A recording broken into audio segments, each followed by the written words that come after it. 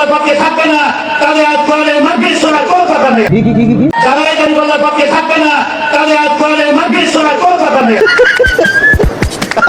কয় কি এই সেই আইন প্রণেতা দেখছো, কোরআনের মাহফিল শোনার আগে তোমাকে দাড়িপাল্লার পক্ষে লোক হইতে হবে।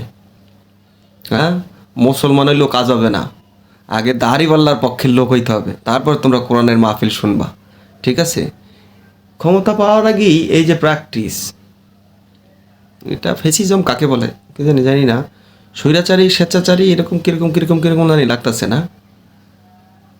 তোমরা যে ক্ষমতা হওয়ার পরে কি করবা, টেনশিত হয়ে গেলাম গা। শেষ পর্যন্ত কোরআনের মাহফিল পর্যন্ত হইল গিয়া তোমাকে দাড়িপাল্লার পক্ষে থাকা লাগবে মানুষের। কদিন একটা ভিডিও দেখছিলাম, এক মুরব্বী কইছে যে আলার বালারা ভোট না দেবে, হ্যাঁ কাটতে আলাম, তোমরা আসলে কাটতে আলে না, জিনিসপত্র নিয়ে দাঁড়াই দাও কিনা কে জানে।